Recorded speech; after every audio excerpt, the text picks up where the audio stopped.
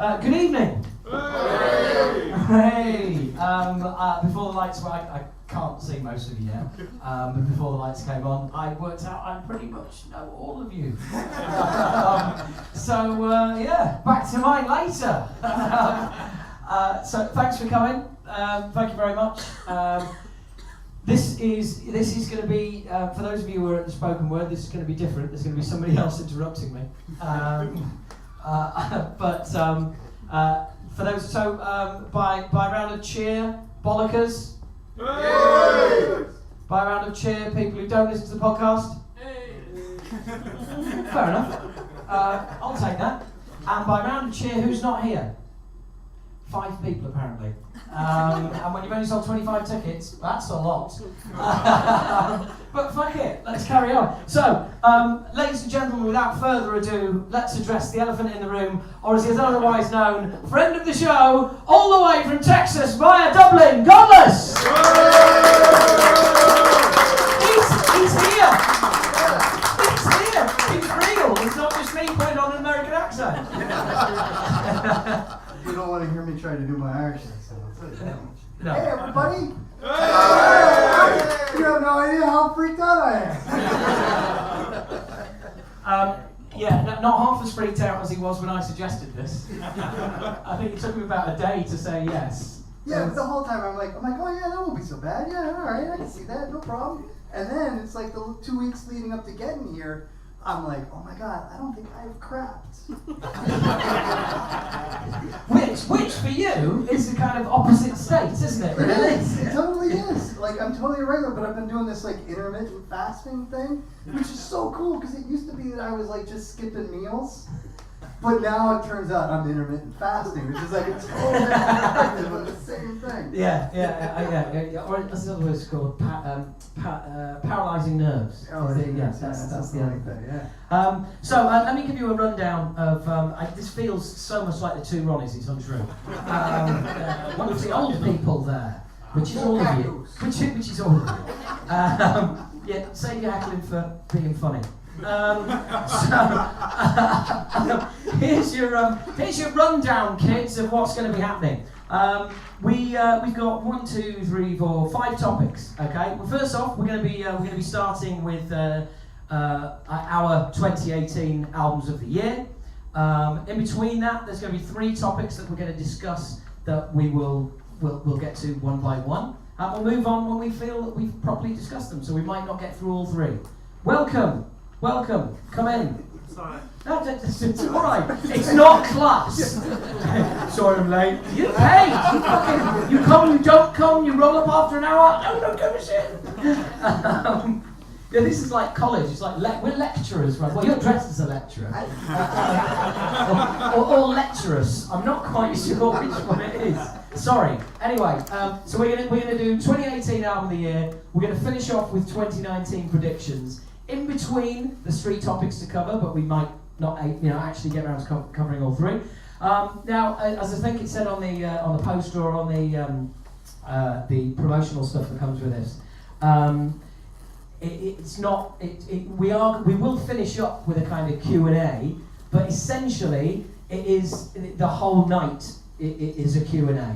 So if at any point that you want to make a contribution, don't shout out, stick your hand in the air, and we will get to you as soon as we can. Yeah, if we can see the hand. Yeah, well, yeah. I'm going to try and see you all. Okay. So at some point, it's £5 a picture, madam. Got to make money where you can, as all you patrons know. So, $5 a month. $5 a month for that shit. Thanks. Yes. Hand up already. Yes, ma'am. Yeah, absolutely. No problem. To be fair, you're the last row I can see. Anyone behind you, wave your arm and shout, and we'll get to you. So anyway, if at any point you do want to join in, you've got a question, stick your hand in the air. We will get to you. Leave your hand in the air, and we will get to you. But if you're just shouting out, it's gonna it can throw the discussion, whatever. Okay. So we will we'll get started, shall we? That's not going to work, but yeah, go ahead. Yeah. Hey, nice positive attitude. First off, we're going to start with, as we would always start an episode. Well, as I would always start an episode of the podcast, or Bollocast, if you will. I'm going to start out with what's been happening in the world of metal this month. So, first up, Stone Sour have a ton of ideas for the next album. Right? Well, that makes a change, doesn't it? Because four albums in, I'm yet to hear one fucking original idea. I mean, Corey Taylor is an absolute legend, but when it comes to Stone Sour, it is the biggest pile of derivative average bollocks I have ever fucking heard. What is that, a blabbermouth headline? I mean, it's like, oh, they're thinking about maybe going into the studio. Those are the kind of headlines all the time. No, but Blabbermouth, and this is interesting actually, because I was going to mention this. Blabbermouth don't do headlines. What Blabbermouth do is they post online PR. That's it. So PR agencies send them press releases, and they take those press releases and they put them up. Sometimes, admittedly, they do troll YouTube because they've lifted a couple of my quotes from podcasts and your quotes from when you used to be successful. Sorry, I don't know why I'm standing up. So does Corey Taylor like call up his PR agent and be like, I had another idea? No. You know? And then like she gets like so many of those phone calls like, oh God, I gotta put out a press release. Well, how many ideas he's had. Well, the thing is that it can be a press release, or it can be an interview that he's done, and Blabbermouth lifted. Like, it might have been said, and it wasn't said by Corey Taylor, it was said by another member of the band. Oh, like somebody's asking Corey Taylor about Stone Sour? He's good. We all still remember his quote about the last album. This is amazing, we've captured lightning in a bottle. Don't you mean another average album?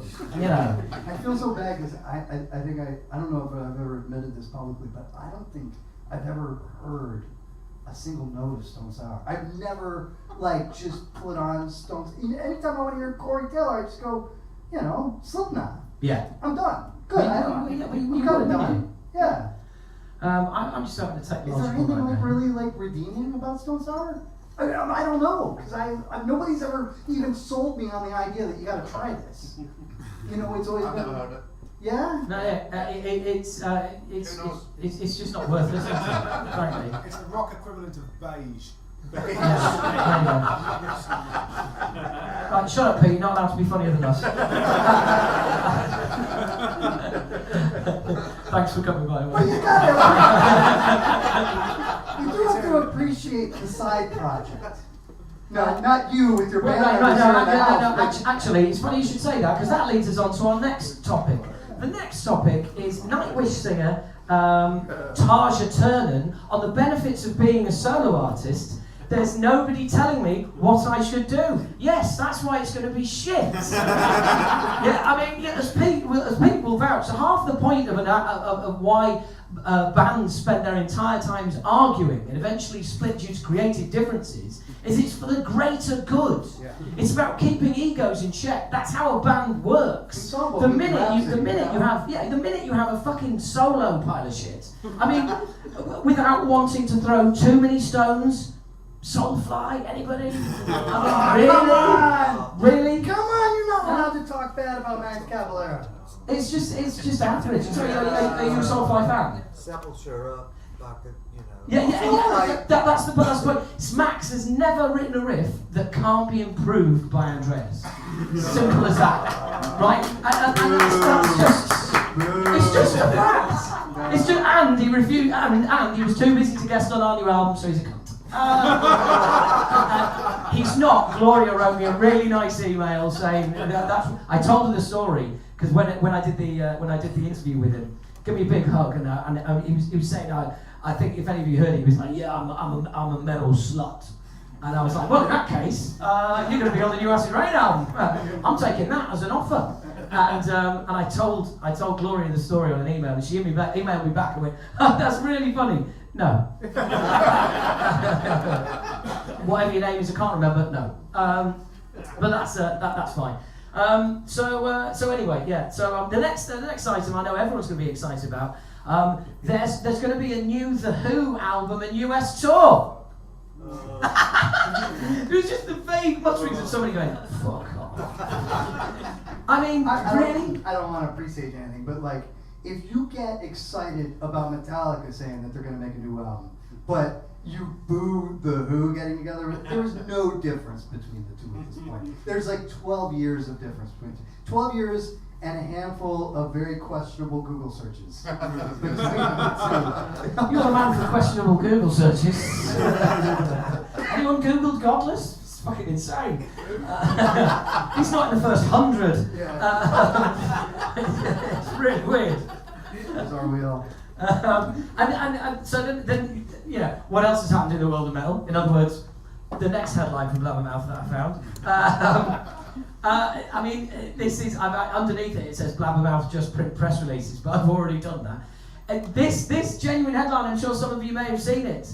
Dave Lefson, How I Drink My Coffee. Really, Dave? Is it out of Jesus' arse? Is it? I mean, for fuck's sake. You use a crucifix as a straw? Unless it's something really interesting like that. Shut the fuck up! Is that an interview response or is that a press release? It's probably How I Drink My Coffee, and it's a way of pushing Megadeth coffee. Was this the big announcement that they made last week? Because I missed what the big announcement was. I just heard the announcement that there was going to be a big announcement. What was the big announcement? The big announcement is that the new album, the next album is going to be really heavy. He's now saying things like, it's going to be heavier than Dystopia, and it's like, well, really? You know, shut up, Dave. Both of you get back on the heroin, let's have a good album. Slightly questionable, but... and by the way, any of the stories that you want to hear that I can't tell on the podcast, I can't do here because we're recording this, but feel free to stay behind and ask me. By the way, we're both drinking Trooper. Hey! Yeah, because we love Bruce. My mate. Used to be company's all right now. We've got pissed together twice. He came to the last night of my quiz. What a fucking buzz that was. Honestly. I was like a teenage girl for the second half of the quiz. Anyway, yeah. Did you let him win? No. Him and his team were shit. But and they were probably shit because they kept telling Bruce to shut up and not using his answers. Very clever man. So yeah, David left, so now I drink my coffee. Not interested, Dave. Fuck off. And the other thing I had, well, actually, it's two things. One of them I know you're going to get, you can join in with. Firstly, Jesse Leach of Five Finger Donkey Punch announced he's going to get help because he doesn't want to be another suicide statistic. I'd like to say, don't get help and do be. Fuck him. Fuck him, fuck them, and their knuckle-headed, knuckle-dragging, fucking isn't the military great, bullshit, ABC, fucking rank average metal. I mean, it's more metal for more kids. Wow, I wasn't expecting that. This is weird, because normally I'm in my fucking house on my own. This is so weird. It's wow. I mean, like I've seen Five Finger Death Punch. You know. Do your research. Know your enemy. Okay. I saw them supporting Avenged Sevenfold, and both bands. It was just fucking mall metal. Avenged Sevenfold. Watching them, it was literally like watching kids meet up at the mall. And literally, like in between songs, checking the phone, walking around that I lost a fucking contact lens, and just having a chat with you. I'm just having a chat. What do you reckon? Yeah. About another 10 songs? Yeah. Are you bored? Fuck me. Yeah, I'm bored. Yeah, right. Yeah. And a singer with his shades on the whole fucking night. What a dick. Anyway, I launch all of this, right? And Wembley Arena was sold out. I'm clearly in the minority. I'm well aware that I'm throwing fucking toothpicks at an elephant, but it's fun. And finally, amazingly, King 810 have got a third album. Who the fuck is working at Roadrunner Records? Right? Who's working at? Who's going? Yeah, let's have another album of that shit. One of the most misunderstood artists of the 21st century. It's 810. Is it anybody? It's barely worthy of pronouncing. Is anyone else here thinking he is just trying to get an argument going? And then you couldn't possibly. I mean, have you listened to any of the stuff off the upcoming album? David Gunn is a poet. David Gunn needs to chew on a gun. Second album was good, by the way. I quite like Really? Right, get out! Look, they're a young band that are allowed to make young people mistakes. Okay, here's your King 810 song. I got a gun, I'll fucking shoot you. I've been shot 17 times, I'm gonna shoot you 18 times. It's a really hard life. Detroit, crime! Tats, been to jail, out of jail, in jail, out of jail. I'm fucking hard! Next track. I mean, do you ever listen to anything Slayer did before Hell Awaits? I mean, it's just as irritating. But the point is that meanwhile, the band are playing a song that he's clearly never listened to. They're sending him music, he's going, whatever, I'm doing this. Because he's an artist. And he's just, every song is like a page out of a shit autobiography. No, write the book, ditch the band. No, I know, it's a book of poetry. Fuck it. No, I'm going to say this. I don't. My notes under this are King 9810 amazingly have a third album coming out. More fucking drivel. I'm not saying that.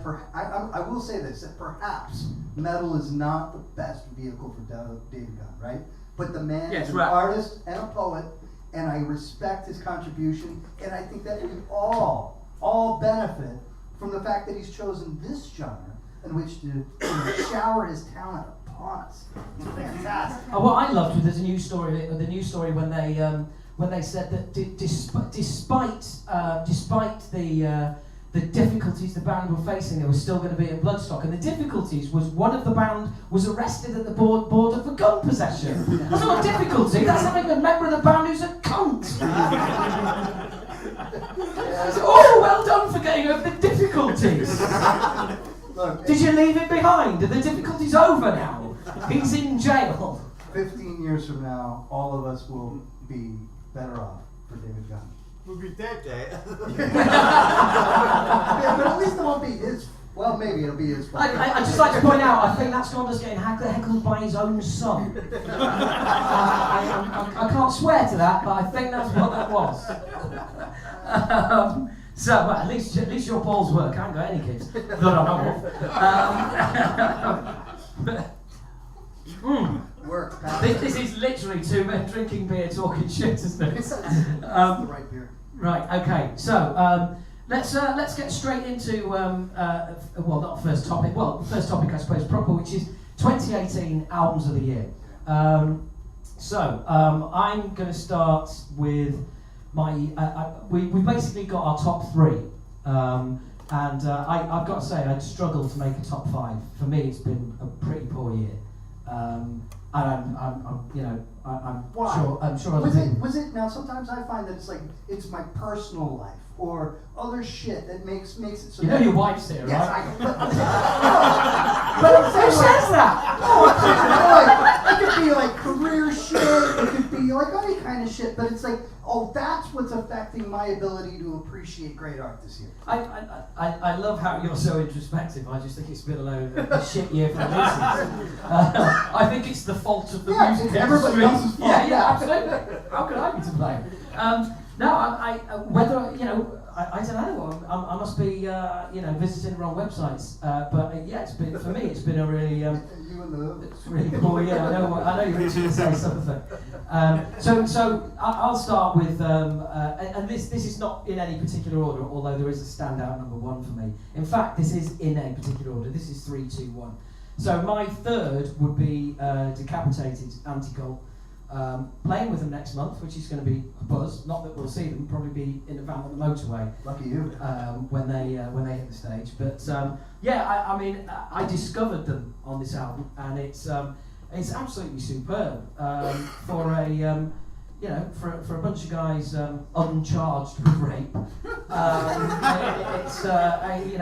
There's not a lot of comedy there.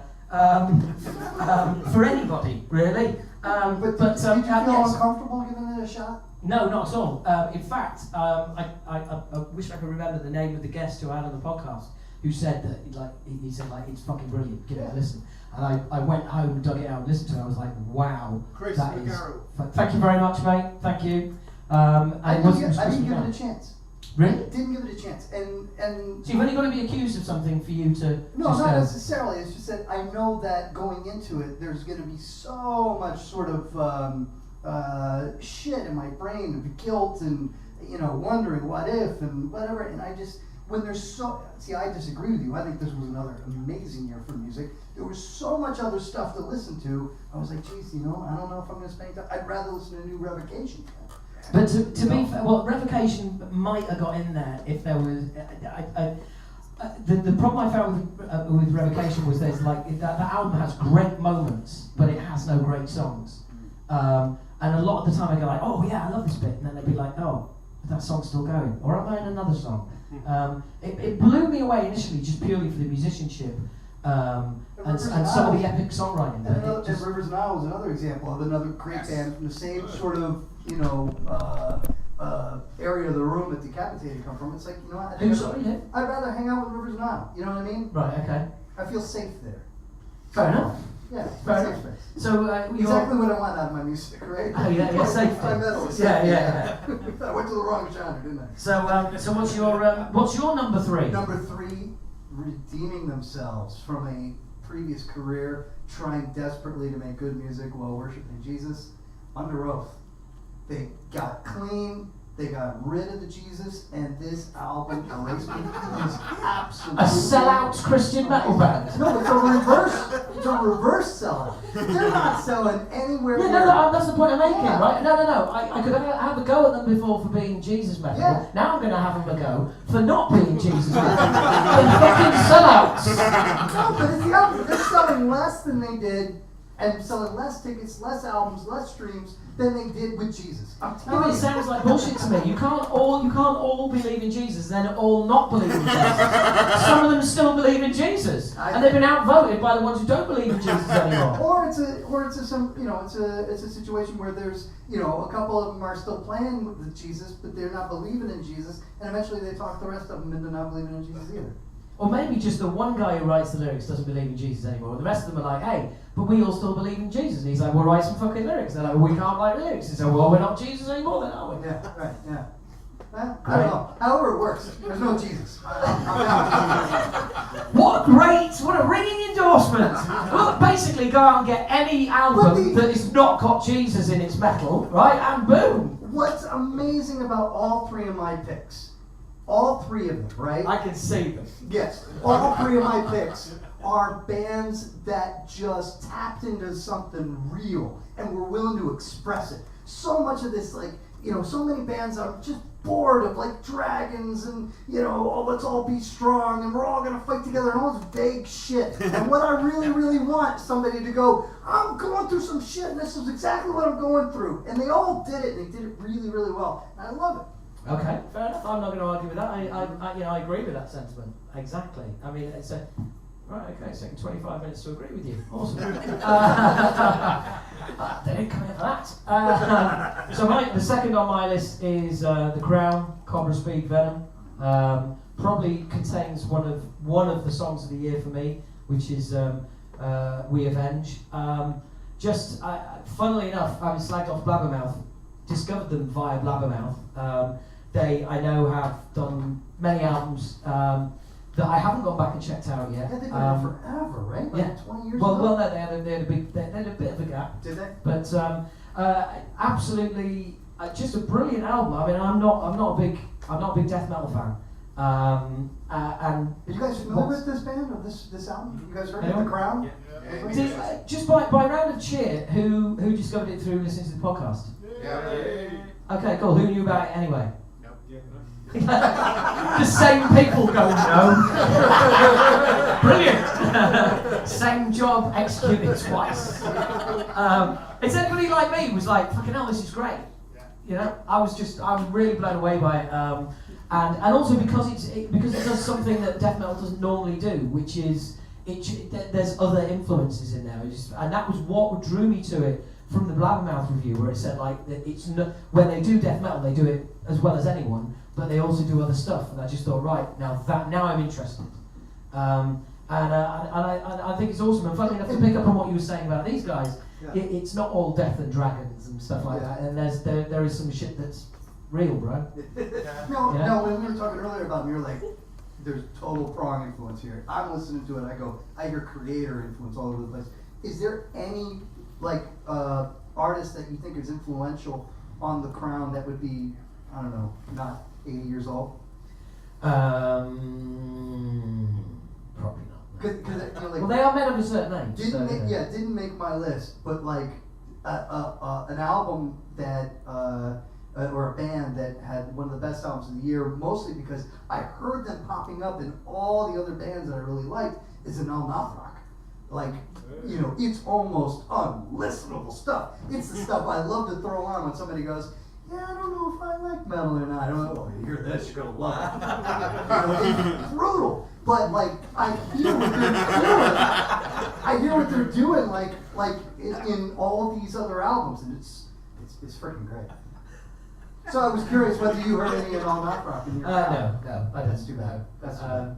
So that was my album number 2. Who's yours? Holy hell, Yeah. Architects. Yeah. So like this, I'll say this. And so round the cheer. Who likes the Architects? Yay! Okay, cool. Yeah, see? Like, again, I don't need to tell the story, right? Everybody knows the story. Skin cancer, freaking amazing album. Then he drops dead. And then the rest of everybody, including his twin brothers, got to deal with it, right? And then they write an amazing album that is just coping with the loss of their guitarist. And first of all, like when All Our Gods came out, was it 2-3 years ago? And I was like, yeah, I really like this album. It's probably top 15, maybe creeps in the top 10. Like, ever since then, like, more and more and more I go back. Now, you want to talk about, like, greatest albums of all times, like, top 10, top 15 is where that album sits now.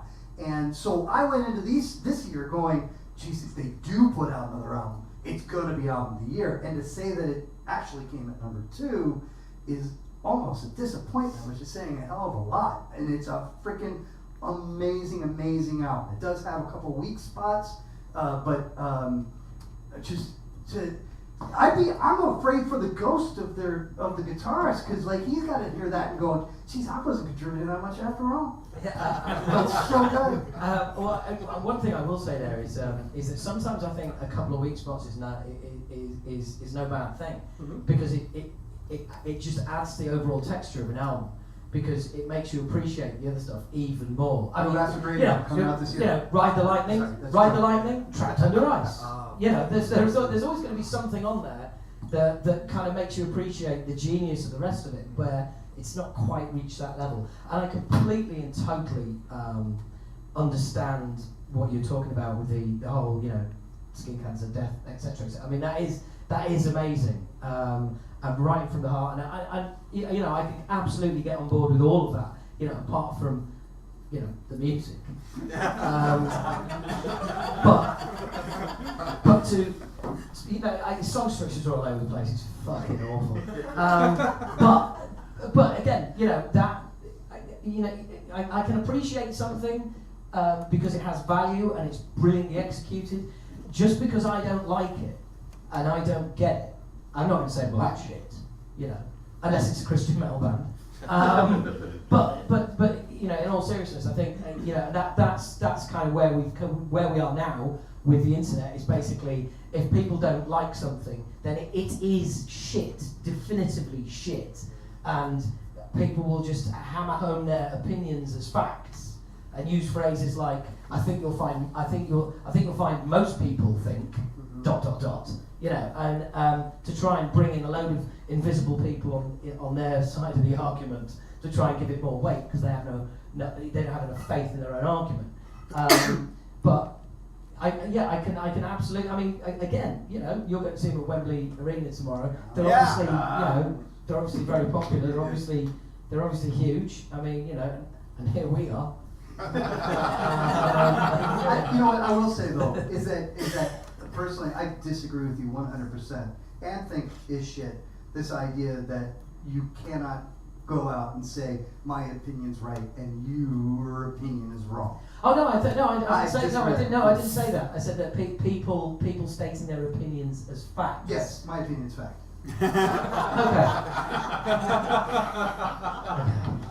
Okay. You're free to go. Okay, so to my number one album of the year, and I'm sure some of you may already know what this is.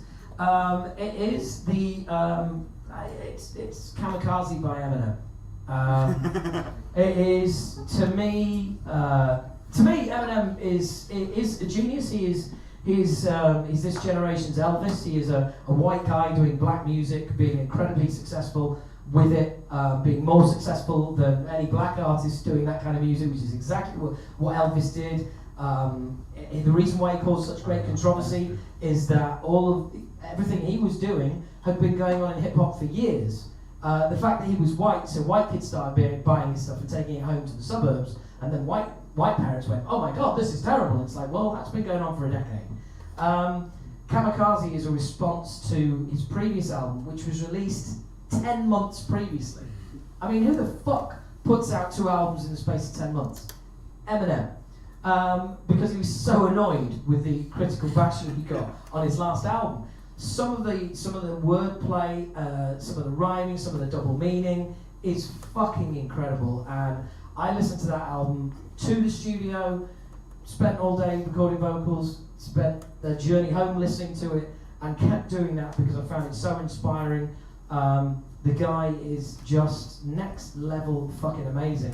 And also, I was getting about 80% of it, but I had to go onto YouTube and watch American rappers breaking down some of the lyrical structures to get the other 20% of how genius it is. Just outstanding, and for me, personally, it's my album of the year by a long fucking way. Here's the fact. It's shit. Here's a fact. I bet you haven't listened to it. Touché. Man knows how to play an audience. Oh, walkouts already. You should have said that. Eminem fans are off. Who can blame them? Eminem's the Bob Hope of music. I mean, it's alright. See, he's the Bob Hope of music. It's like the only people appreciating him at this point are all white people. that is just funnily enough, those YouTube videos I was watching, that was mainly black rappers from the ages of 20 to 30. So I actually have factual visual evidence. And they're all going, "Oh my God, this is why he is still number one. This is incredible. This is why he's a genius." But no, you had your opinion. So let's get to your number one. Parkway Drive. Yes! Freaking. Oh, hang on. Right. After 3, if that's good, 1, 2, 3. Yeah! After 3, if that's shit, 1, 2, 3. Yeah! Oh, shit That's the wins. same people. Boom! More people. It is the spiritual sequel to Vulgar Display of Power. It is the most. I'm off. It's the strongest, the most genuinely angry, the just heaviest album I've heard since Vulgar Display. In that same vein, and oh my God, where are you guys? I just heard somebody go. No, I'm not finished yet. I heard somebody go. Shut up. Whoever you are, you're right. Everybody's got to give that one. I'm looking at Godless's top 3, and never have you seen 3 more indie band names. Under Oath, Architects, Parkway Drive. It really is. It's just like UK indie bands from the 80s. But no, so I mean, really, that's a bold statement. And it's one of the best albums of all time. Wow. Yeah. Is that right? Now, is anybody agreeing with that? The previous album was a lot better. Oh. Yeah, I mean, it's good, but I've gone back to it, So maybe I'm spoiled. Like if I'd heard that one first, and this was the sequel, maybe that would be the issue. But when I did hear that one first, I didn't give it the time of day. I loved their early stuff back then, but then just like left it behind, And this album brought me right back. Just on first listen, I knew it was amazing. Some stuff needs to grow on you, Yeah, I completely agree. I mean, that's always been the all our argument. gods needed to grow on, What's that then? The Architects album. Oh right, okay, sorry, yeah. those guys again. Yeah. Cool. Hey, you know, people here like them, you like them. Anybody have a pick for their album of the year that, like, we haven't mentioned that you think is just... How have we missed it? Rivers and Isle. What's that? Rivers and Isle. Oh, Rivers Nile, yeah. Don't listen to him, he followed me to Spain. No, but that is a freaking great album. He did, by the way. What a funny looking band, though. Man. They're like short, tall. Mobile phone etiquette, dear. Silent, please. Recording, yes? Was that a Slayer ringtone? Oh, never mind. We'll get to Slayer. So first, the first subject is I can sum up in one word. It's Metallica. We talked about this, and I offered it up as a subject to just basically say, and this is what we may as well just start discussing it now. I'm kind of fascinated by Metallica, as some of you know, and have we got to the stage where it's just Metallica Incorporated, and it is just they're just a lot of people getting a lot of jobs. They've done their out of their comfort zone album with Rick Rubin, decided they didn't like that. They've gone back to the comfort zone, working in their own rehearsal studio with a handpicked engineer, and you know, some people it worked, some people it didn't. They're plodding on the whole £100 ticket thing. I mean, that was a, you know, they went from like £60-65 to £100 ticket, and that was a very well, no, I'm just saying, and that was a calculated move. Do they still sell out? So no, but the point I'm saying, no, I'm in agreement on that. But also, it's like, do we still think of them as metal? Are we still proud of Metallica? Do we still think like, oh, you know, there's Metallica flying the flag for metal? Or do we think that they're now so far in the mainstream that it's kind of like, now they've pulled up the drawbridge behind them. Once upon a time, they kicked open a lot of doors for people to go through. But, you know, since the Big Four, I think the drawbridge has pretty much been pulled up behind them. And it's like, right, it's like every man for himself now, because we're up here. You know, we lost a shitload of money on Through the Never.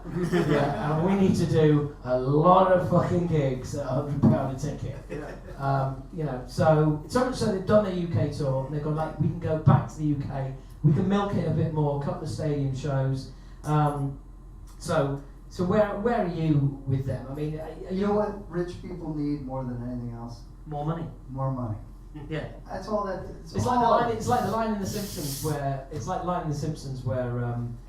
Bill Gates is on, and he's promised to pay Homer a load of money, and he doesn't.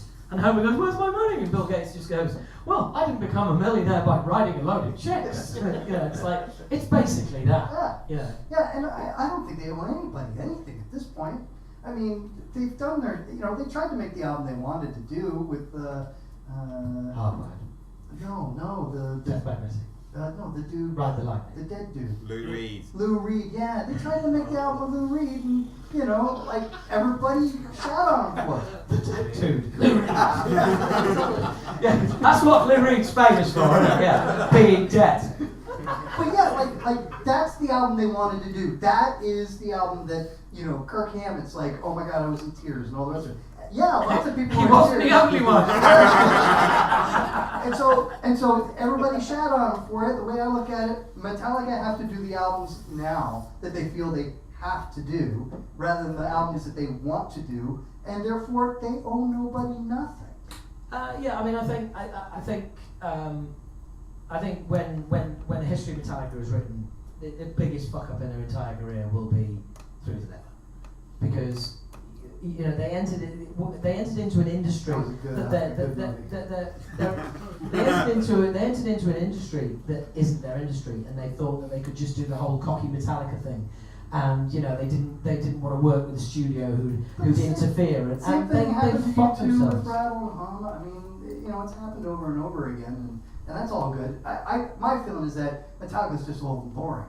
Even their good music now is old and boring. I agree with that. And so I just don't understand why anybody can muster any excitement whatsoever about anything that Metallica does. But I also think we completely agree on the £100 ticket. So fucking what? Yeah, They broke the attendance record at the O2 for £100 a ticket, and you've got people all over Facebook moaning about it and saying that it's outrageous and that they've been excluded. You wouldn't have been able to buy a ticket for less than $100 the last time they came around. No. Because it would have been bought up by a bunch of people who then turned around and sold it for $100. So yeah, I mean, let the money at least go to the guys who are up on stage rather than the people who are scalping them. Well, I still think I think £100 tickets are still getting scalped, and people are just paying more for them. But I think the point is that ultimately Andy Pilkington made this point, and I agree with him, which is music is a luxury, and like all luxuries, you can end up getting priced out of them. Yeah. You know, some people would go to the cinema a lot more if it was cheaper. Yeah. You know, and if it turns out that you can't afford to go meet Metallica, go and see Metallica because it's out of your price range now, then I'm kind of the feeling that that's just life. That the bands don't exist to fit into your life. You know, right. It's kind of like fans follow bands, not the other way round. You know, and if you know. There's this misguided thing of, well, why don't they just do £65 ticket and a lot more people can go? You can't fit more people in. Well, it's just like, well, yeah, but then there'll be people moaning that £65 is too much. There's always going to be people who are missed out. So ultimately, what they're going to do, you know, newsflash, is what's best for them. And you know, as a band, you run it as a business. And you have to do what's best for the business. There is no business out there going, oh, let's charge less to make everyone happy. No, not to do it. Yeah, I mean, and it is a business. Where it got Fugazi, right? So, yeah, no, it's Great capitalism. You know, it's capitalism. What are you gonna do? You can fight the machine, but you know, it is what it is. It's gone very quiet. Look, I remember, like. Sorry, hang on. We've got hands, right? Well, first up, Pete. Yeah, go on, Pete. I don't know if you remember a few years ago, Metallica played Earl's Court for a £5. Remember that? No. Yeah. Oh, I did. I saw it at the O2 for a £5. Yeah. How come? They said we're going to do a gig for a £5. It was like a fan club pre-sale kind of thing. Yeah, but everyone could Right. buy it. Oh no, it was the O2, sorry, Yeah, that's it. Right. Okay. Well, there you go. And it didn't make a scrap of difference to the attendance. Everyone was still up for it. Everyone still went, and people who'd have moaned, you know, would have gone in anyway, and then gone and paid £65 for the next gig. Yeah. So. Oh, I think I remember that actually. They did a number of dates at the O2, didn't they? And it was one of them. Yeah. Yeah. So you know, fair enough. Okay. Well, I like that. Stuart. What do you think? Like, I think it was Andrew O'Neill in his book A History of Heavy Metal said like Metallica sound like now like a band who don't listen to heavy metal trying to make a heavy metal record. Like they don't listen to the music that they're trying to make anymore. Yeah, you know that because they can Avenged Sevenfold on tour. Andrew is spot on with a lot of that History of the Heavy Metal show, and that's one of the things he's spot on. Also, he sells T-shirts that have printed on the back, "Sit down, Lars." How can you not love that guy? I still remember, like... But he's absolutely spot on. And Lars has spent his entire fucking career... Does anybody remember... It's a rhetorical question. Does anyone remember when they did that Arena heavy metal documentary years ago? And they got to the thrash metal part. And Lars Ulrich was interviewed in the Intrepid Fox. And he refused to call... He refused to say the words thrash metal. Even back then, he was keen to avoid it, and then he spent all the 90s going on about the Arctic Monkeys. Yeah. Like we were going to become fans if he mentioned them enough. Do you know what I mean? It's like he was giving them the blessing. He's just trying to prove something to everybody. So Yeah. what are you going to say? Sorry, you have a follow. No, I was just going to say exactly. I think he said like the best band he'd heard this year was the Arctic Monkeys or something. Yeah, like that, so. and it's like he goes out of his way to I think push bands with shit drummers. I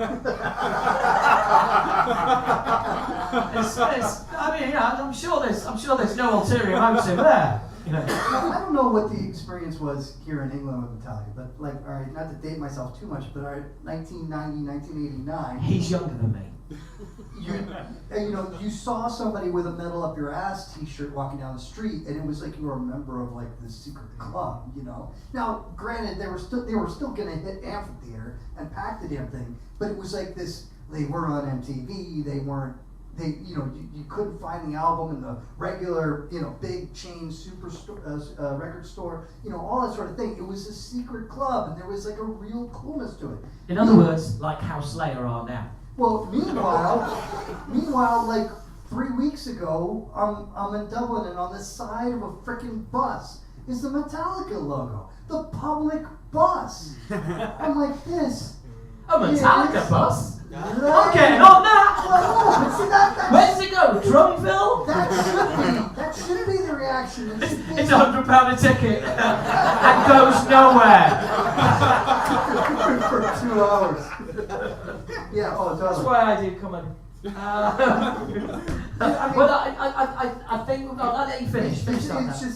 It's just gotten lame, and that's fine. But you know, when Black Sabbath and Slayer retire in the same year, you know, I don't think that they're doing it for their own careers. I think they're trying to give Metallica a hint. Fair enough. The one thing I will say, my last point on this will be, and I you know, sorry, 2 Hardwired specials last Christmas, so I won't do that to you again.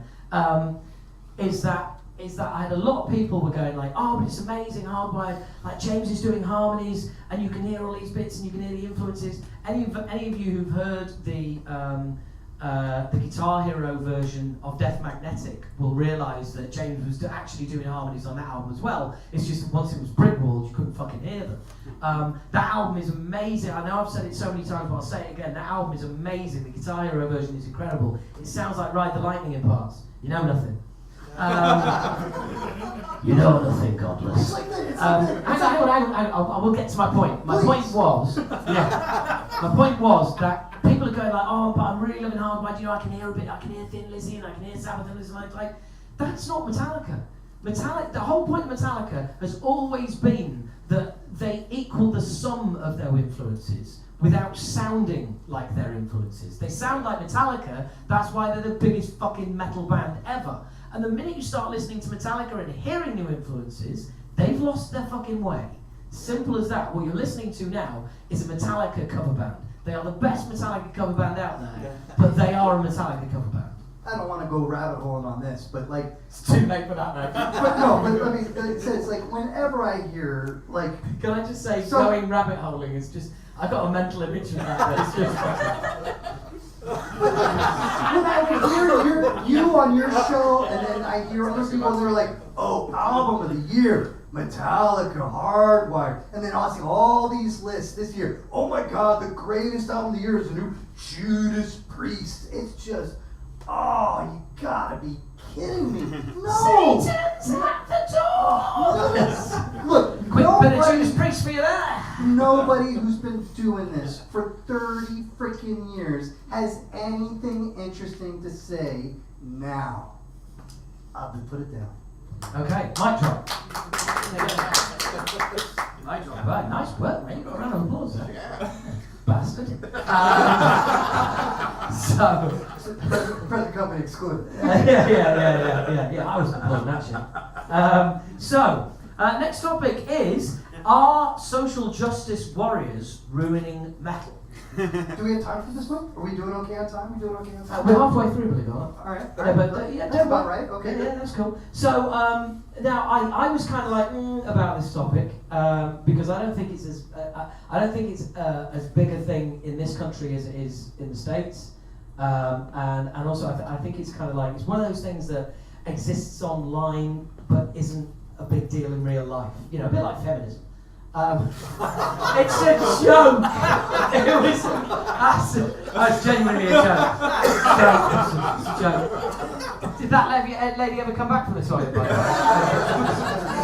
Oh, you are back. Great. Okay. This is really weird. There is 1, 2, 3, 4, 5. There's 5 women in this audience. That's basically every female Talking Bollocks subscriber. Okay. And one of them I know definitely is. That was genuinely a joke. I couldn't So resist. the best thing about feminism is that women can take jokes now. Yeah, excellent. They can take someone else as well. It's just where. I'm so glad our accents are so totally different. This could go downhill very quickly. Do you realise if we lock the doors, this is a cult? £5 to get in, £10 to get out. It's just these gags are so old. Our social justice warrior is really metal. Now we had this discussion earlier. I was going to say in the pub, but we were in prep. Don't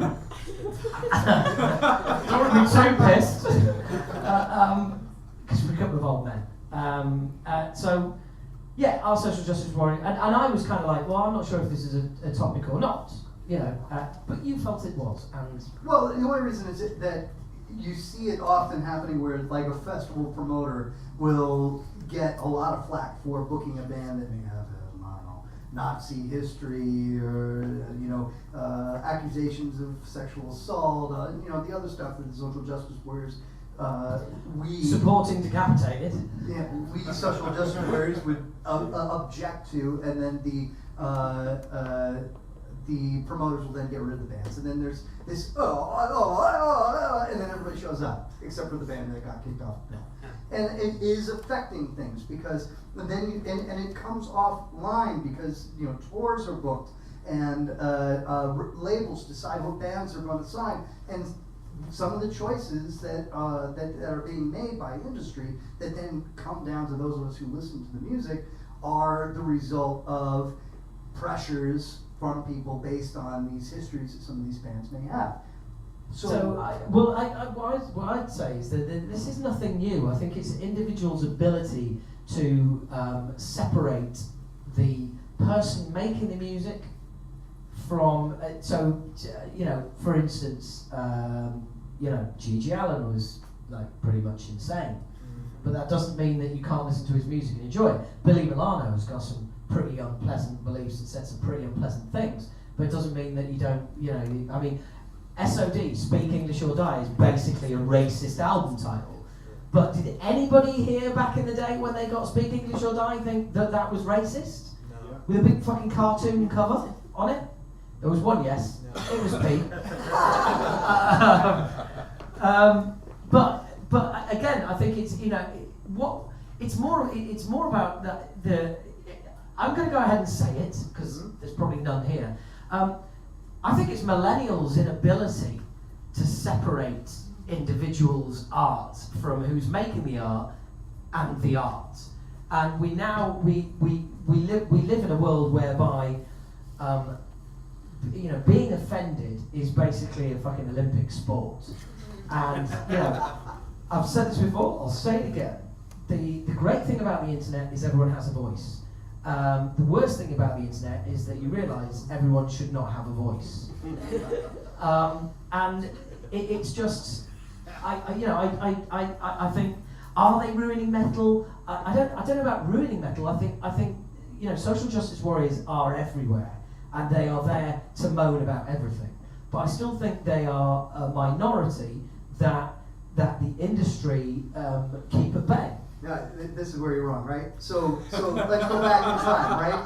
When Judas Priest and all the Black Sabbath are singing about Satan, and the equivalent, the past equivalent of a social justice warrior would be people going, "Oh my God, I can't believe you're singing about Satan." This is a brilliant comparison. Pre-internet. Right, no, well, totally, but they'd be moaning and groaning. And you know what metal did? They just went, "Fuck you, we're going to make something even better and even more Satan." And then there's Deicide. Yeah, go ahead, get offended at that. And it was great because we were all like going, "Fuck, you can't say no to this. It's so good," But nowadays, whenever a band has said, "You guys are fucked up," the response is like, "Well, we're going to put out another lame album of lame ideas and lame stuff." So of course nobody's going to get behind that. You know who's ruining metal? It's the people who get accused of being assholes and they can't make good music as a result of it. Fight it. If you really, really are metal, you really, really believe in what you're doing, get your, fucking make some great music. Nobody does. None of them do. I would agree to a certain extent that ultimately we live in a society where and this is kind of goes across everything, but it's still in metal. Somebody will say something outrageous, and then there'll be a social media storm, and then they'll apologise. And it's like Bill Burr is a comedian I admire a lot, who basically he says shit and people call him on it, and he fucking doubles down and says like, no, because you didn't get the joke doesn't mean I need to apologise. Because Bill Burr, and also because you're offended doesn't mean I have to apologise. It just means you're offended.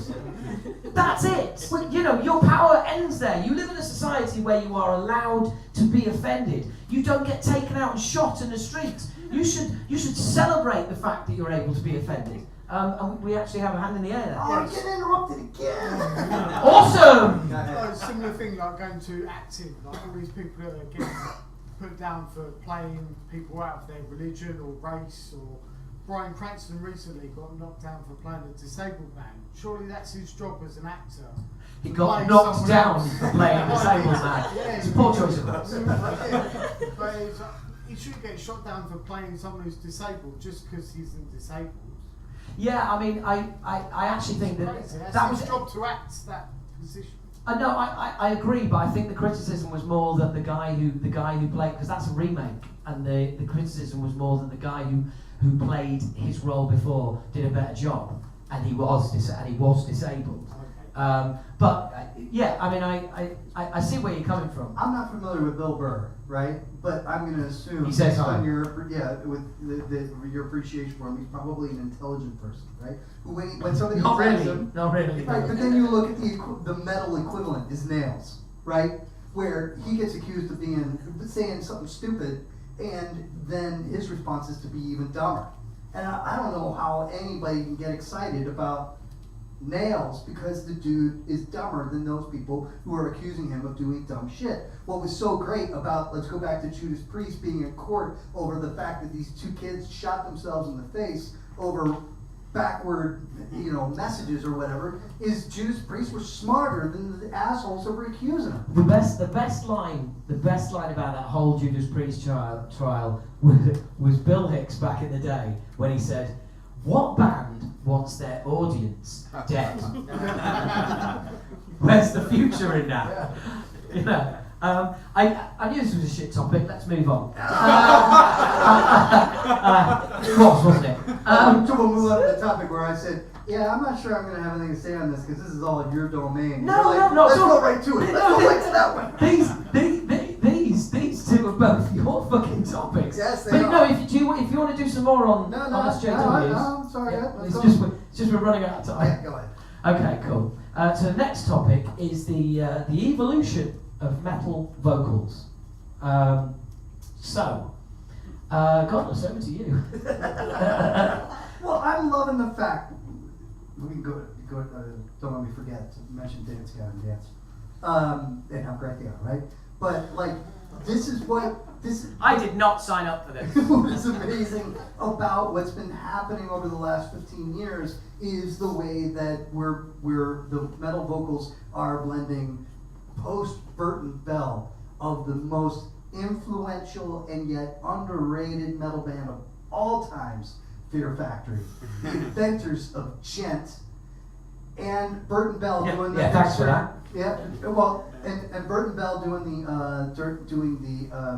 the blending of the clean vocal and the growl, and it's now you just have to do it now because that's where the most exciting music is happening. And I'd just like to say that whilst recording the new Acid Rain album with Jace Lewis, as we speak, in the mornings he's fixing some mixes for us, and the rest of the day he's recording with Burton, and they're recording the new Ascension of the Watchers album, which is Burton's side project.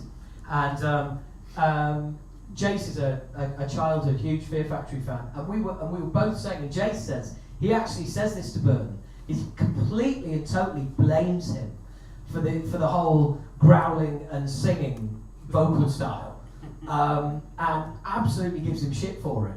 I mean, You remember the first time you listened to Fear Factory? Demanufacture. All right, And which, by the way, I think not only vocally started that whole growly and melodic thing. But it also started how albums sound now.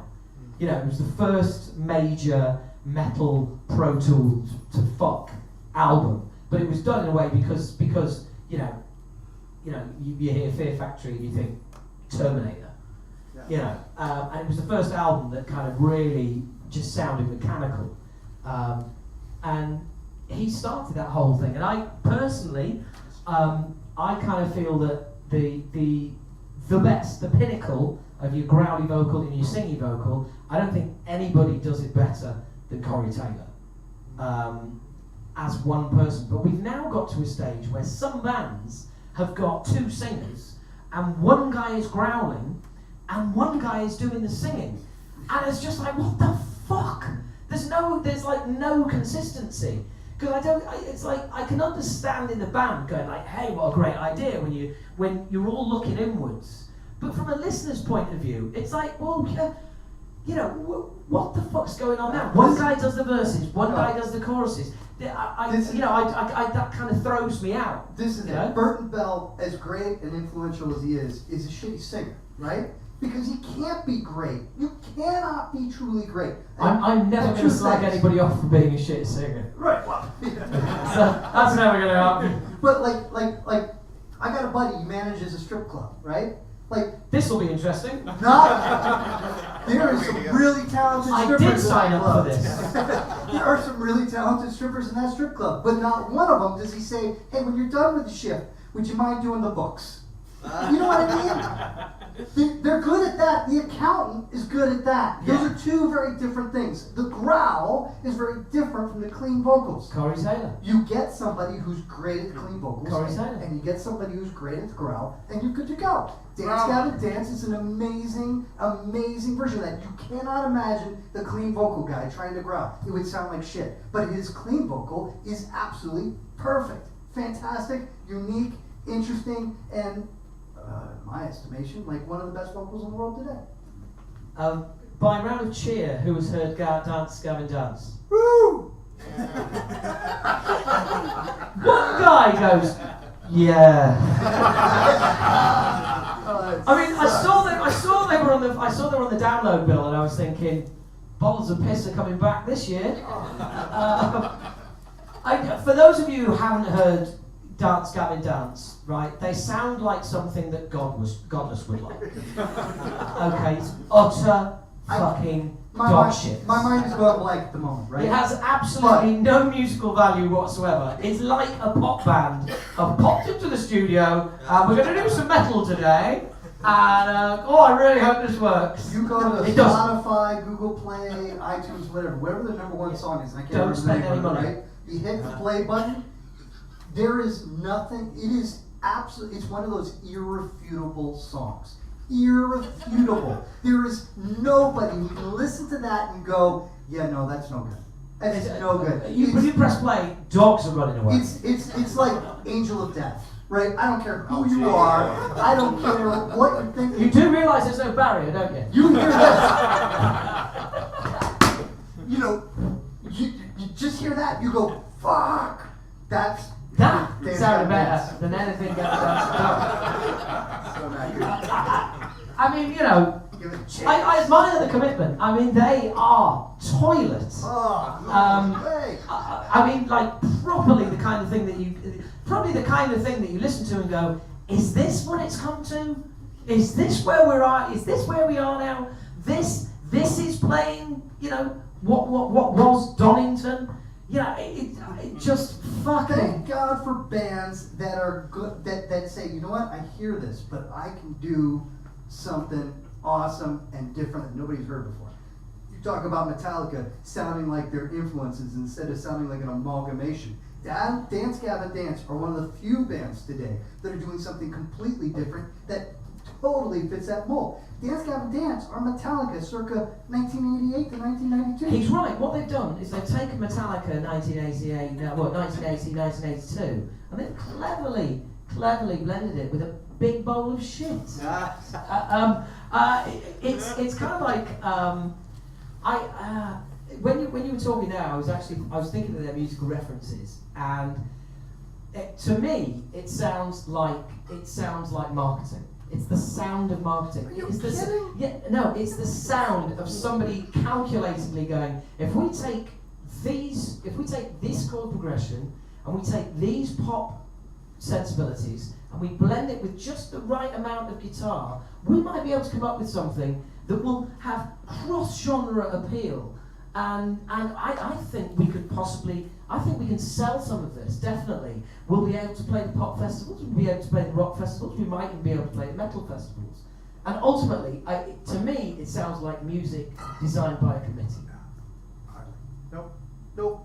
No. Well, that's me sleeping on the other side of the bed tonight.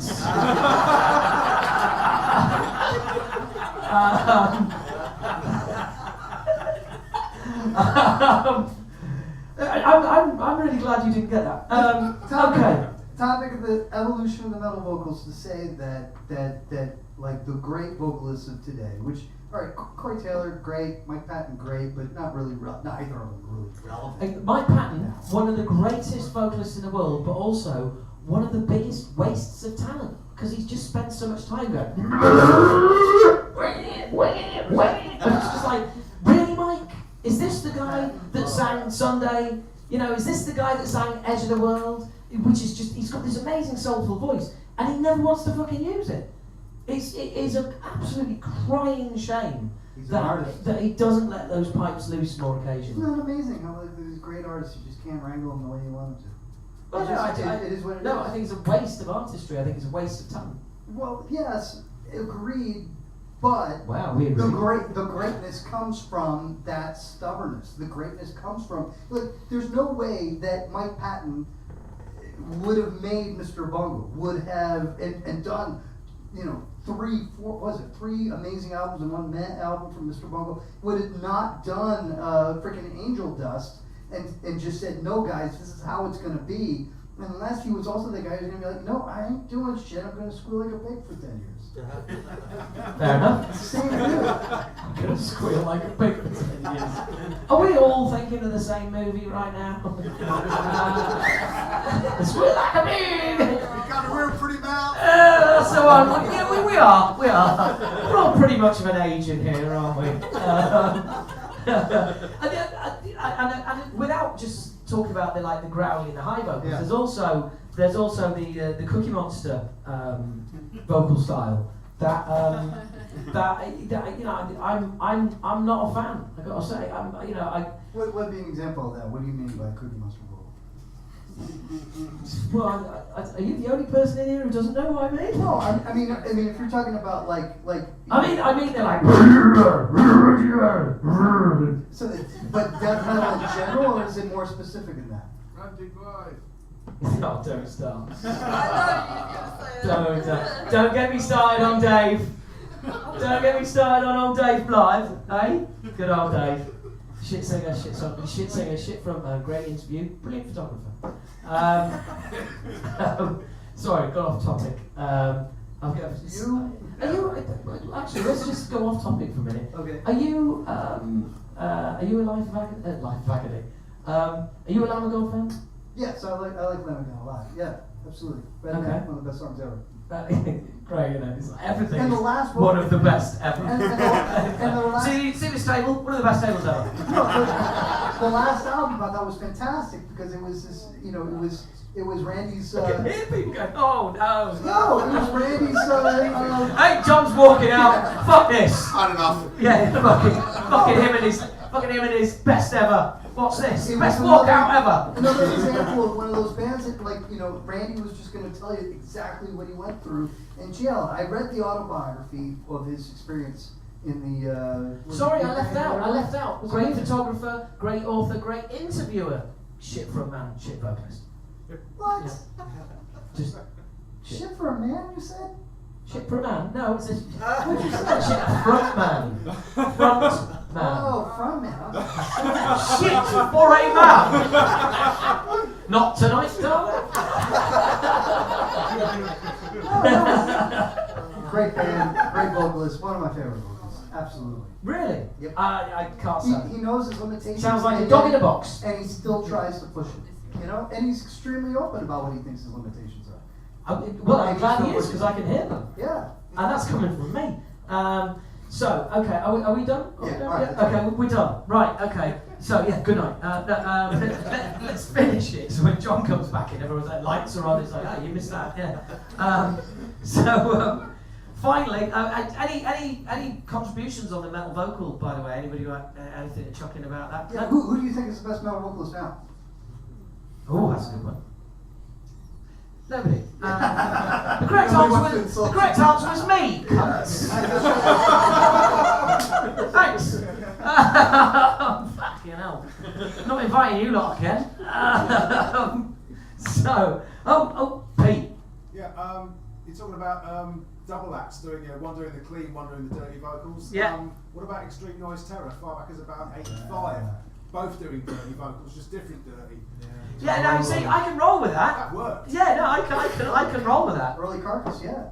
Yeah, Yeah. I mean, well, Napalm Death for me, Barney Greenway, like Harmony Corruption is probably, because I don't know nowadays. I mean, I'm 44 now, so I mean I know what I like. Fucking Acid Rain back in the day and Acid Rain now. But Deicide, what you said about Deicide, like Do you want to fight, mate? Deicide, I remember buying that on cassette, and because I grew up with Slayer and all as well. Like, but when I heard Deicide back in the day, whenever I was about 15, I was like, yes. And then on my fucking homework books, it was like inverted crosses, devil stars. It blew me away. I mean, now I think Glenn Benton's a fucking dick. But, I mean, back in the day when I was young, I thought, fucking hell, this is, yes, because I was brought up Catholic, fucking hell. Yeah. And it was like, nowadays, there's no I have no idea, like, what could be, like, the modern equivalent for a teenager today? Coming from metal, I don't even know what it could be, right? I just don't know. Yeah, I don't think. Yeah, there's nothing, and there's nothing out there. Or the new Dance Gavin Dance album, that might do it. Well, I never heard of it. Shut up. I don't even know. Never heard of it. Any more of this, just leave it in the garage. Thanks, by the way, and that's a really good point. I mean, you think like, Deicide when you were 15, fucking hell, wow. Whose head would that not fuck? Yeah. But what's doing that to 15-year-old kids now? I mean, nothing that I can think of. I mean, maybe I'm massively out of touch. But there's nothing really, and because let's face it, I think as a genre, we're really in a dangerous time for metal because we are, we as metal fans are doing it because the public wants what the public gets. We're in danger of backing our bands into corners. Everything being Pro Tool to fuck.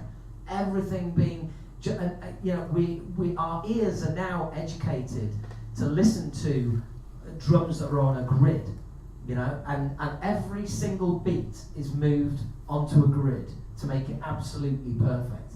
You listen to the old metal stuff, and you will hear on old Maiden albums, you'll hear fucking, Bruce is slightly fat, Sharp slightly out of key. There's bits here and there, but that's called character. That's what. But you can't get away with that anymore, because everybody hears perfect all the time. So if you try and do something different, people just go, that just sounds wrong, and. We really are in danger now. I don't know if anybody else is feeling this, but I do feel this where you get a new album and you listen to it and you go, yeah, the production's great, but it does not sound like a few other albums I've got that have got a similar production, and that's because you can order up those sounds and put them on albums, and for what is a live music form, we're relying too much on technology. Howard, it doesn't matter. No, Shut up. No, you're wrong. So one of the things that made that original Deicide album great was technology was put into place so that his vocal sounded like nothing we'd heard before. And we abandoned that on Legion and every album since. But his vocal sounded like Evil Dead 2, and it was freaking awesome. Yeah, but technology was put into place to make it more awesome. That's not a relevant comparison because you're talking about the vocals. We're talking about the whole band. You know, obla-di, obla-da, right? But like what I'm saying is that No, it's not a relevant comparison. You're talking about the vocals. I'm talking You're talking about the whole band. I'm talking about utilizing technology to make things better, and that's always worked on everything. Depends what you define as better. If you mean better, making things sound less live and more the same, then yeah. No, I'm saying that like if there wasn't a distortion pedal, there wouldn't be metal. If there wasn't people who were able to watch YouTube videos and see how to do freaking blast beats, we wouldn't have amazing bands doing blast beats because everybody sounded like Dave Lombardo, which would be fine, mind you. But you know, he's kind of a shit drummer compared to like these automatons nowadays who can freaking do amazing stuff. So what I'm saying is that like. Yes, embrace the technology, and that's not what's stopping music from getting popular today. With, you know, a big complaint, oh, it gets popular, and everybody complains that, no, aren't they too mainstream, right? But whatever. What I'm saying is that the key to metal being successful and crossing over, and God, am I bored of this topic, is that the Not just you. but like, is that we gotta play to the strengths, right? What sets metal apart is that it gives you extreme emotion when you listen to it. Extreme energy. You can't get that. You cannot get that from backpack rap. You can't get that from classical most of the time. You can't get that from all this other stuff. You can only get it from metal. There's plenty of people, especially teenagers, who are angry as fuck. And we gotta deliver it to them because we gotta say something that resonates with them. And if you're talking about freaking dragons, nobody born after 2003 gives a shit. Hang on. But you just said we gotta, you know, what separates metal is people give it, you know, is that, you know, that passion and you can't get anywhere. Well, there is whole parts of metal where people are singing about dragons, and that's the only place that people can get that. So by your own logic, dragons are good. But nobody under the age of 40 is listening to anything about dragons. I totally disagree. Do you know what one of the most popular TV shows in the world is right now? It's a TV show, not music. Tits and Dragons. And that's what people want with their music, tits and dragons. Anyway, Maz, you had a point. Yeah, just when you were talking about the standardization of music or the perfection of music coming out of machines and, you know, being tuned. In a world where that becomes standard, then authenticity and the real live music stuff is what stands out, and so that's where you get your, you know, leg above the rest. Well, you bring up a very valid point. Thank you, and I know you're going to disagree with this and be wrong. So go for it. But again, embracing technology, there are far too many bands using Pro Tools Live, and I still can't say who they are because we're recording. Happy to name them afterwards. One of whom, no, I can't say anymore. But the whole point is that you go to see a band live and you want that. The whole point is you want that night. You want that is your night. That is the night that you go and see. If it's exactly the same show the second night, that's a disappointment. For anybody who used to follow bands and go and see 2 or 3 nights on the tour, I remember being disappointed about Anthrax and the whole Joey fucked up thing, when they used to swap instruments and play I Am the Man. And Joey seemed to fuck up at the same place every night. And I remember feeling a bit cheated. So you know, to be fair, you know, it existed pre-technology, but the point I'm making is that there are bands playing live where there is only 2 members actually doing anything live.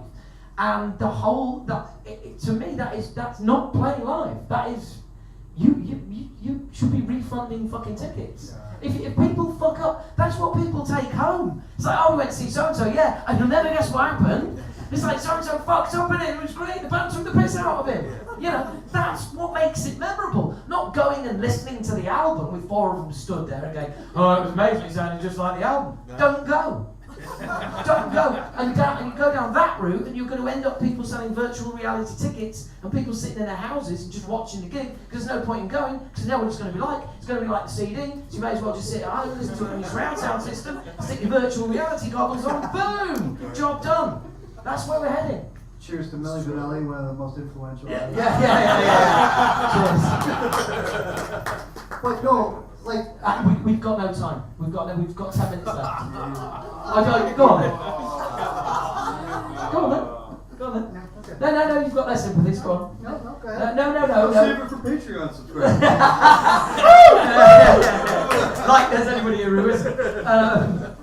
Are you sure? Seriously? Yeah, are you no, sure? I'm good. Okay, so our 29 predictions. 29? Oh, yeah. There's 29 predictions. Lock the door! 2019 predictions, of which I've done none. Apart from Ozzy's going to die. No, I think never. Probably wishful thinking. No. I mean, obviously, fingers crossed. Sharon first. Oh, come on. Who's not thinking that? Come on. One thing I will say is, if Sharon dies this year, Ozzy's got another 10 years. Simple as that. Sharon's Simple the as that. talented one in that couple. Yeah, so talented. Her dad gave her an entire career. And then she never spoke to him and didn't go to his funeral. What a cunt. 2019 predictions. Go Sisters. I love your first prediction. Go on. Yeah, Acid Rain for Album of the Year. I knew there was a reason I invited him. It's because he's paying half the fee for this place. What I think is going to be interesting this year is to see the economic. No, carry on. The first Acid Rain 2019. Expand on that.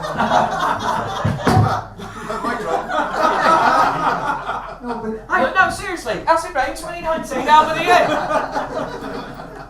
I agree. I want more. What I think is going to be the one thing I will say is,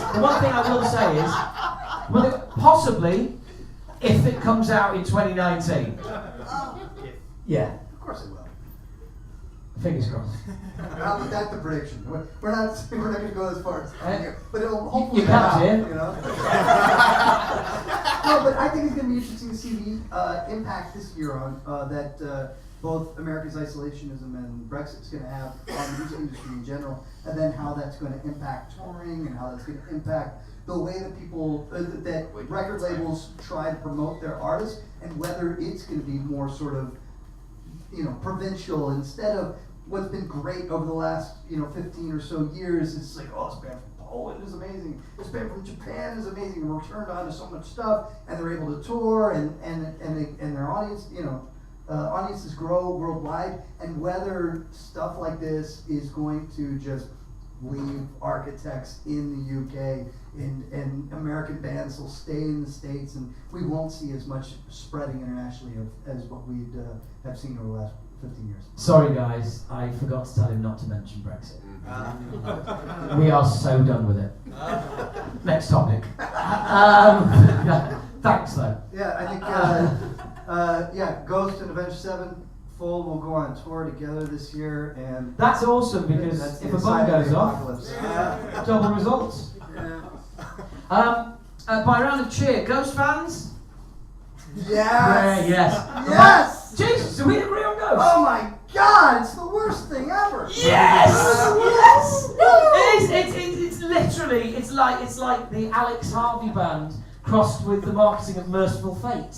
Usually It's just fucking horrendous. when you hear somebody go, Utter shit. this album's really good, this band's really good, you gotta check it out, and you listen to it and you go, yeah, no, but I guess, but no. Like Ghost is like, what? Yeah. What?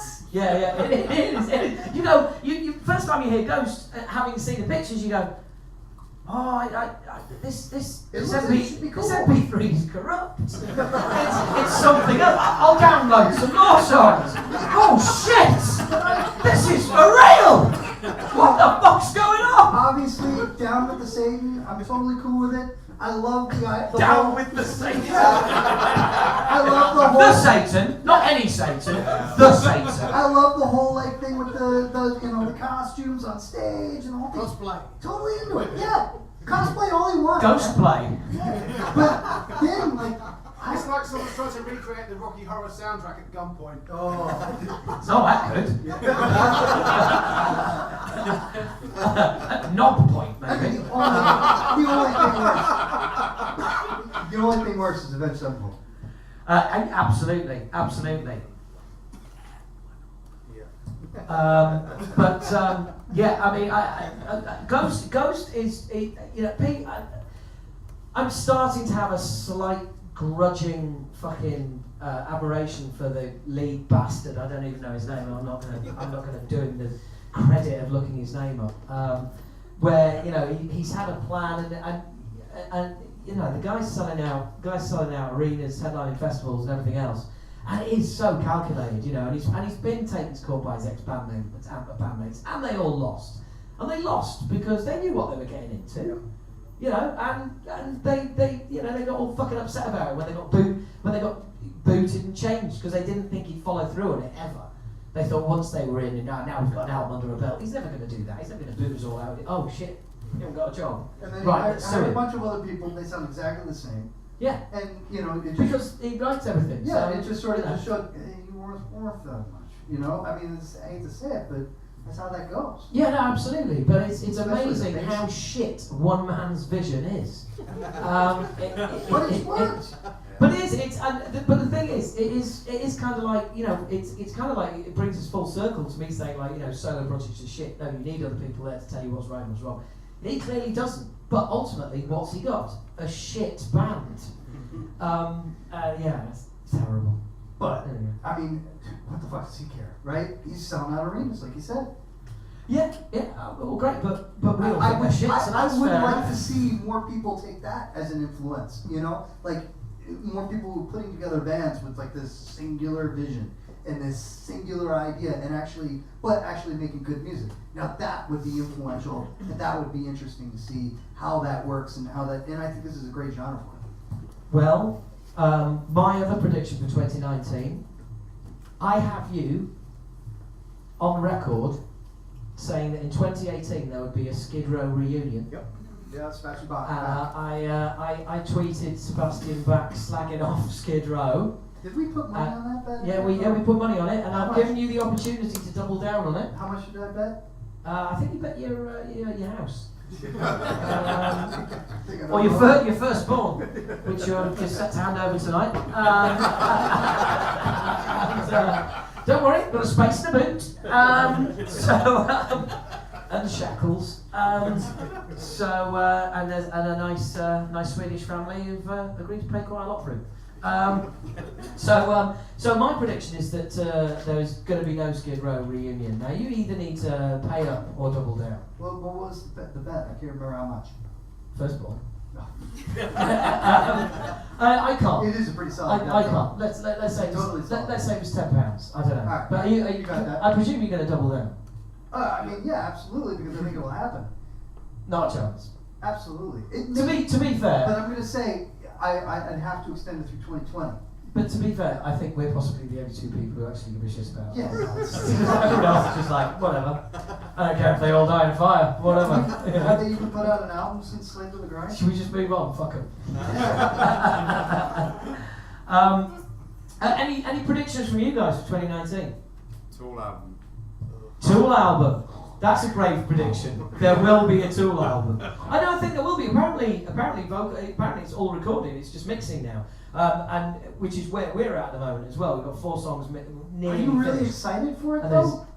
I mean, no. You don't think it's Tool. It's just another. If it's another album of falling asleep on the job, Yeah. I'm not going to be. Oh, excited about guaranteed. it. I mean, I still think the high watermark for me is Anema, or however the fuck that's pronounced.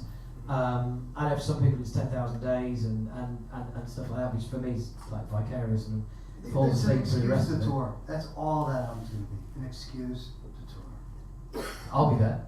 Oh, yeah. Absolutely. Yeah, but I just wish that they didn't need the excuse. They could just go, we're going on tour. Everybody gets excited to go see them on tour. Now it's like You know put they out- toured last year. But they go on tour now, and everybody gets even more excited because they got a new album. But everybody in the back of the mind is going, "Oh shit!" But that means like half the set's gonna be the new stuff, you know? No, I think people having waited 15 years for the new stuff, they'll be absolutely pumped about hearing the new stuff live. Because they've heard fucking 60 64 and 2 and Hooker with the Penis and everything else. They've heard that a million times. They want to hear the new stuff. Nobody wants to hear that. But yeah, very good point. And apparently he is at the mixing stage. And, Devin Townsend put a brilliant tweet recently that said that a mix is never finished, it's just abandoned. Yeah. I totally agree with that, absolutely. But Devin Townsend, that's an album to get excited about. Yeah, it won't sound anything ditches like his anything band, he's ever done, is it? Ditches his band, he's like, I'm going to do the album I want to do and whatever. Now that's an album worth getting excited about. I always find with Devin Townsend that you hear the first song and you go, wow, that sounds amazing, that sounds epic, it sounds like a metal cathedral, that's incredible. And then like 4 songs later you're like, yeah, I'm going to put something else on. Just fucking hell, it's not epic anymore really, is it? It's just, there's no texture. No texture. Any other Q&As? No, we gotta wrap up, I think. He wants to go. He's going to No, shit no. himself. Can I give a shout out? Can I give a quick shout out? Yeah. Dan from Gay. Don't ask me. Come on. Dan from Gay and Non-Gay is here. It's an awesome podcast. You guys gotta check it out. It's so good. Much respect for coming, man. Oh, wait, really? What's your podcast, sorry? It's a gay and a non-gay. A gay and a non-gay. So a bit like this then. I've been listening to this thing since like A bit episode like this 1. then. Come on. I've been listening to this since like episode 1, and the thing has exploded. It's much respect. It's so good. Awesome. Yeah, exploded. You got a pretty poor choice of words there. You're gonna tell me how you managed that. And tell us what your secret is. So anyway, look, any last predictions for 2019? Brilliant. Okay. You didn't do your homework. 4 out of 10 for the audience. Well, that show has lasted exactly a pint. Exactly a pint. Well, look, hopefully we'll do one of these again. The reason we did this was Godless was going to see Architects, and God knows someone has to. Anybody else going to the show tomorrow night, by the way? Yeah. Cool. How many of you? How many? Yeah. Cool. So 3. Okay, fine. my Are you the gay or the non-gay, sir? I'm the non-gay. You're non-gay. Okay. Right. Okay. That's a bit of a shame. That's completely blown my whole audience perspective on Architects. Well, look, I think we need to thank this guy for coming all the way from Dublin.